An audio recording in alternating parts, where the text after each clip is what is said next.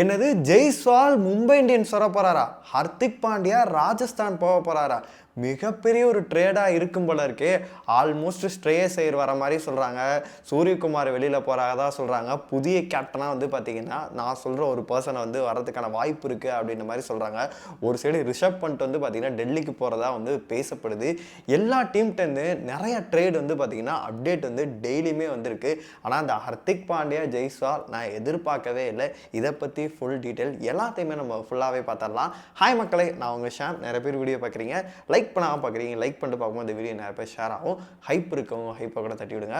வீடியோக்குள்ளே போயிடலாம். அதாவது நான் முன்னாடியே சொல்லியிருந்தேன், மும்பை இந்தியன்ஸ் வந்து பார்த்தீங்கன்னா பழைய ஸ்ட்ராட்டஜி எடுத்தே ஆகணும். அது மட்டும் இல்லாமல் நிறைய பேர்த்த வந்து பார்த்தீங்கன்னா வெளியில் விட்டே ஆகணும். இருக்க 10 டீமில் அவங்கள்ட்ட மட்டும்தான் வந்து பார்த்தீங்கன்னா ஒரு 50-55 கோடி லெவலில் வந்து பார்த்தீங்கன்னா நிறைய பர்ஸோடு வந்து கண்டிப்பாகவே அவங்களால போக முடியும். அப்படிப்பட்ட பிளேயர்ஸ் எல்லாம் அவங்க வச்சுருக்காங்க. ட்ரேட் மூலயமா ஒரு சில பேர்த்த வந்து உள்ளே கொண்டு வரணும். அதே மாதிரி வந்து ஃபாஸ்ட் பவுலர் யூனிட்டையும் வந்து பார்த்தீங்கன்னா நல்லா போடணும். இந்தியன் ஃபாஸ்ட் பவுலர் வேணும், ஃபாரின் ஃபாஸ்ட் பவுலர் வேணும். அதுக்கான டெஃபினிஷன்லாம் முன்னாடியே நான் கொடுத்துட்டேன். என்ன பண்ண போகிறாங்க அப்படின்னு சொல்லிட்டு இந்த சீசன் முடிஞ்சோடனே சிஎஸ்கே ஃபேன்ஸுக்கு வந்து ஒரு சைடு வந்து பார்த்தீங்கன்னா இவங்களெல்லாம் உள்ளே கொண்டு வரணும்னு சொல்லிட்டு இருந்துச்சு. அதே மாதிரி மும்பை ஃபேன்ஸ் எல்லாத்துட்டையுமே கண்டிப்பாக இவங்களெல்லாம் வெளியில் போக வைக்கணும், இவங்களெல்லாம் உள்ளே கொண்டு வரணும் அப்படின்னு சொல்லிட்டு அவங்களுக்கே ஒரு கிளாரிட்டி கிடச்சிருந்துச்சு. கொஞ்ச நாளைக்கு முன்னாடி பார்த்துருந்தோம், ஸ்ட்ரேயஸ் ஐயர் வந்து கொண்டு வர போகிறாங்க, அவர் மும்பைக்காக தான் அப்படின்ற மாதிரி நிறைய டாக்ஸ் போச்சு. அது மாதிரி சூரியகுமார் ஏதாவது அன்ஃபாலோ பண்ணி இது பண்ணிட்டு இருந்தார். அவர் சிஎஸ்கேக்கு போக போகிறாரு அப்படின்னு நிறைய அப்டேட்ஸ் எல்லாம் வந்துட்டு இருந்துச்சு.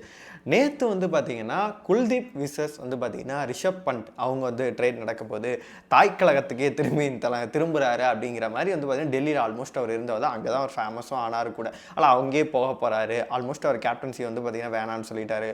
ஏன்னா 2 வருஷம் பார்த்துட்டாங்க, அந்தளவு வந்து இது கிடையாது. அப்படி இருக்கும்போது சஞ்சய் இதுக்கு மேலே ஸ்டெப் எடுப்பாமல் வந்து அவரே எடுக்கிறதுக்கு முன்னாடி நம்மளே எடுத்துடலாம்டா, கேஎல் ராகுலாம் நம்ம பார்த்தோம் எந்தளவு இது பண்ணாங்க அப்படின்னு சொல்லிட்டு. அதனால குல்தீப் விசஸ் ரிஷப் பண்ட் இந்த ட்ரேட் நடக்கிறதுக்கான பாசிபிலிட்டி இருக்குது. புதிய கேப்டனாக கேஎல் ராகுல் வந்து பார்த்தீங்கன்னா டெல்லி கேப்டன்ஸை வழி நடத்த போகிறாரு அப்படின்ற ஒரு டாக்ஸ் போயிட்டு இருந்துச்சு. சரி, நம்ம சைடு என்னப்பா அப்படின்ற மாதிரி ஒரு தகவல்கள்லாம் பார்த்தா நிறைய உண்மையான சோர்ஸ்லேருந்து என்ன சொல்கிறாங்க அப்படின்னா, ஆல்மோஸ்ட் ஜெய்ஸ்வால் விசஸ் வந்து பார்த்தீங்கன்னா ஹர்திக் பாண்டியா ட்ரேட் நடக்கிறதுக்கான வாய்ப்புகள் வந்து அதிகமாக இருக்குது. 2 பேரோட சேலரியுமே மேட்ச் ஆகுது அப்படின்ற லெவல்லையுமே சொல்கிறாங்க. அது மட்டும் இல்லாமல் இது ஒரு நல்ல ட்ரேடாகவும் இருக்கும். இதில் வந்து இன்சியல் வந்து ஜெய்ஸ்வால் சைட்லேருந்து இருக்குது, இந்த சைடுமே இருக்குது அப்படின்ற மாதிரி ஒன்று சொல்கிறாங்க. இதில் நான் ஒரு சின்னதாக ஒரு ஃப்ளாஷ்பேக் மட்டும் சொல்கிறேன், உங்களுக்கே தெளிவாகவே புரியும். சஞ்சு சாம்சன் வந்து பார்த்திங்கன்னா கையில் வந்து இன்ஜுரி ஆச்சு. அந்த சீசன் வந்து பார்த்திங்கன்னா அப்போ தான் வைபவ் சூரியவன்சி இறக்குறாங்க. அவர் கேப்டன்சி வந்து இல்லாமல் அவருமே டீமில் இல்லை, வந்து பார்த்திங்கன்னா இன்ஜுரி ஆகி வெளியில் உட்காந்துருக்காரு. அப்போ டீமில் வந்து பார்த்திங்கன்னா ரியான் பராக்கு, நம்ம இவர் ஜெய்ஸ்வால் இவங்கெல்லாம் கேப்டன்சி பண்ணும் அப்படின்னு சொல்லிட்டு இனிஷியல் எடுத்தாங்க. ஆல்மோஸ்ட் இவங்க ரிலேட்டிவ் அப்படின்றனால ரியான் பராக் வந்து பார்த்திங்கன்னா உள்ளே கொண்டு டக்குன்னு கேப்டன்சி போட்டால் ஆல்மோஸ்ட் நல்லாவும் பண்ணியிருந்தார். இந்த சீசன் நல்லாவே பண்ணார் அப்படின்னு சொல்லலாம். அப்படி இருக்கும்போது சஞ்சு வந்து நம்ம யங்ஸ்டர்ஸ் விரும்புகிறாங்க, நம்ம இங்கே இருக்கிறது இது இல்லை, அதுவும் இல்லாமல் ஓப்பனிங் பேராக கரெக்டாக வந்து வைபவ் சூரியவன்சியும் இறக்கிட்டாங்க, அதனால் நம்ம இருக்கிறது வந்து பேர்டனாக தான் இருக்கும், நம்ம வேறு டீமுக்கு போயிடலாம் அப்படின்னு சொல்லிட்டு சிஎஸ்கேல எந்த ஒரு ஆஃபரும் பண்ணாமல் டீமில் மட்டும் எடுத்துக்கோங்க, கேப்டன்சி வேணாம் எதுவுமே இல்லை. இதுலேயும் பல டீம்லேருந்து அவர்கிட்ட வந்து நீங்கள் வாங்க, நாங்கள் உங்களுக்கு கேப்டன்சி கொடுக்குறோம், நீங்களே இது பண்ணுன்னு சொல்லிட்டு நிறைய ஆஃபர் கொடுத்துமே இல்லை வேண்டாம் நான் இங்கேயே போகிறேன் அப்படின்னு சொல்லிட்டு எந்த ஒரு இதுவுமே எதிர்பார்க்காம ஒரு பிளேயராக வந்து பார்த்திங்கன்னா சிஎஸ்கேல ட்ரேட் ஆகி போயிட்டார். அப்படியே வந்து பார்த்திங்கன்னா ஜடேஜா, சாம் கரன் வந்து அங்கே போயிட்டாங்க. இதில் வந்து நம்மளுக்கு என்ன தெரியுது அப்படின்னா, எஸ்எஸ் ஜெய்ஸ்வால் வந்து பார்த்திங்கன்னா ஒரு கேப்டன்சிக்கு ஆசைப்பட்டிருக்காரு.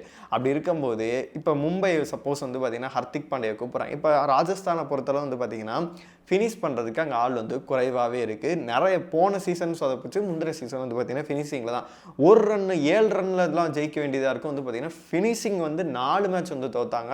நான் சொல்கிறேன் இந்த சீசனில் 2025 சொல்கிறேன், நீங்களே பார்த்துருப்பீங்க. ஒரு ஃபினிஷ் பண்ணுறதுக்கு ஒரு ஹாலில். அதே மாதிரி வந்து பார்த்திங்கன்னா ஹர்திக் பாண்டியா ஒரு பவுலரும் கூட, ஆர்ச்சர் இவரும் சேர்ந்தாங்க அப்படின்னா கண்டிப்பாகவே வந்து பவர் பிளேயில் வந்து நல்ல ஒரு தாக்கத்தை ஏற்படுத்துவாங்க, டெத்துலையுமே தாக்கத்தை ஏற்படுத்துவாங்க. இது ராஜஸ்தானுக்கு ஒரு நல்ல பிக்காக இருக்குது. ஆனால் ஜெய்ஸ்வாலை கொடுக்க முடியுமானா, ஓப்பனிங் அவர் நல்ல ஒரு ஸ்டார்ட் கொடுத்துட்ருக்காரு, அந்த இடத்த எப்படிதான் இது பண்ணால் அதுக்கு அவங்க ட்ரேட் பண்ணி வேறு யாரையும் தான் அவங்க எடுத்துகிட்டு வரணும். ஜெய்ஸ்வால் இதுக்கு வந்து விரும்புவாரா அப்படின்னா மும்பை மாதிரியே ஒரு ஃபேன்சிஸ்க்கு போகிறதுக்கு நல்லாவே விரும்புவார். மேபி வந்து அவர் டிமாண்ட் கூட வைக்கலாம், ஒரு கேப்டன்சி கொடுங்க, இங்கேயுமே நான் விரும்பினேன், ஃப்யூச்சரை நோக்கி பாருங்கள் அப்படிங்கும்போது இவருமே ஒரு யங்ஸ்டர். ஒரு வேளை வந்து பார்த்தீங்கன்னா ஆல்மோஸ்ட் நான் முன்னாடியே சொல்லியிருந்தேன், கேப்டன் கேட்டகரியில் வந்து பார்த்தீங்கன்னா பூம்ரா, திலக் வர்மா இவங்க 2 பேருமே இருக்காங்க ஹர்திக் பாண்டியாக்கு அடுத்ததாக. இப்போ இந்தியாவோட வைஸ் கேப்டனாக வந்து பார்த்தீங்கன்னா வந்து ஸ்ரேயஸ் ஐயர் கேப்டன், வைஸ் கேப்டனாக திலக் வர்மா இருக்கார். இந்தியா ஏ டீம் கேப்டன் பண்ணி சூப்பராக பண்ணி கொடுத்துட்ருக்காரு, நல்ல ரன்கள் அடிக்கிறார். ஒரு கேப்டன்சி வரும்போது இன்னுமே வந்து பார்த்தீங்கன்னா அவங்க ரெஸ்பான்சிபிலிட்டி வந்து அதிகமாகவே இருக்கும். அதில் பேட்டிங்லேயே வந்து பார்த்தீங்கன்னா நல்ல ஒரு கான்ட்ரிபியூஷன் பண்ணுறதுக்கான வாய்ப்புகளுமே வந்து பார்த்தீங்கன்னா ரொம்பவே அதிகமாக இருக்குது. கான்ட்ரிபியூட் நல்லாவே பண்ணலாம். அதனால் திலக் வர்மா போவாங்க அப்படின்ற மாதிரி எனக்குமே ஒரு தாட் இருந்துச்சு. நிறைய பேருமே அதை தான் சொல்லிட்டு இருந்தேன். சப்போஸ் ஜெய்ஸ்வால் உள்ளே வராரு, இந்த ட்ரெயின் நடக்கும் பட்சத்தில், இப்போ ரூமர்ஸ் அந்த மாதிரி டாக்ஸ் போயிட்டு இருந்தாலுமே ஒருவேளை நடக்கும் பட்சத்தில் 2 பேருக்குமே வந்து பார்த்தீங்கன்னா ஒரு சூப்பரான ஒரு ட்ரேடாகவே இருக்கும். அவங்களுக்கு ஒரு ஃபிட்டன் ஆயிடுச்சு.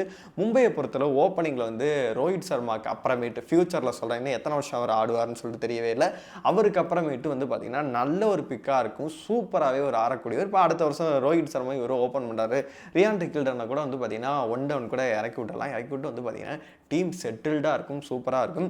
என்னை பொறுத்தவரைக்கும் திலக் வர்மாக்கோ இவருக்கோ கேப்டன்சி கொடுக்கும் பட்சத்தில் டீம் கொஞ்சம் அடுத்த கட்டத்துக்கு போவோமோ அப்படின்ற மாதிரி தோணுது. யங்ஸ்டர் ஏன்னா ஒரு நம்பி வந்து பார்த்தீங்கன்னா ஒரு 10 வருஷம் 15 வருஷத்துக்கு முன்னாடி நம்பி வந்து பார்த்தீங்கன்னா ஒரு பண்ணாங்க, ரோஹித் சர்மா கொடுத்தாங்க.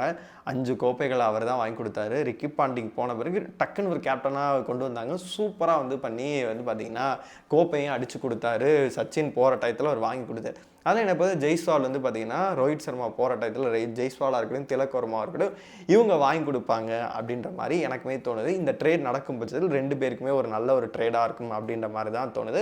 உங்களோட கருத்துக்களை வந்து கமெண்ட் பாக்ஸ் சொல்லணும். அடுத்து டீம் எப்படி செட்டில் பண்ணலாம் அப்படின்னா, இப்போ ஓப்பனிங் வந்து இவர் இருக்கார் அப்படின்னா 1 டவுனை பொறுத்தவரை திலக் வர்மா இறக்கி விடலாம். வில் ஜாக்ஸை நம்பிக்கிட்டே இருக்கா, அவர் அந்தளவு பண்ண மாட்டேங்கிறாரு. அதுக்கு பதில் நான் சொன்ன மாதிரி ஒரு 50 கோடி 40 30 கோடி 35 கோடி இருக்குல்ல, ஒரு நல்ல மிடில் ஆர்டர் ஒரு பேட்ஸ்மேன் இல்லாட்டி ஒரு ஆல்ரவுண்டர் அவரை திலக் வர்மா வந்து பார்த்தீங்கன்னா இறங்கிட்டு அதுக்கடுத்து வர மாதிரி ஒரு ஆல்ரவுண்டர் ஃபினிஷிங் சஃபன் ஒருத்தர் நல்லா பண்ணுறாரு, இன்னும் ஒரு ஆல்ரவுண்டர் ஃபினிஷ் பண்ணுற மாதிரி ஒருத்தர். அப்புறமேட்டு இந்தியன் ஃபாஸ்ட் பவுலர் ஒருத்தர், அதே மாதிரி வந்து ஃபாரின் ஃபாஸ்ட் பவுலர் ஒரு மலிங்கா மாதிரியோ, மெக்லகன் மாதிரியோ, ஜான்சன் மாதிரியோ, ஒரு ஸ்டார்க் மாதிரியோ, இந்த மாதிரி வந்து பார்த்தீங்கன்னா ஜேக்கப் டஃபி மாதிரி, ஹேசல்வுட் மாதிரியோ, நேத்தன் ஹில்ஸ் மாதிரியோ, இந்த மாதிரி நிறைய பிளேயர்ஸ் நிறைய டீமில் நல்லா பண்ணிட்டு இருக்காங்க. நம்ம டீம்லேன்னு சொன்னால் நல்லா பண்ணியிருந்தாங்க.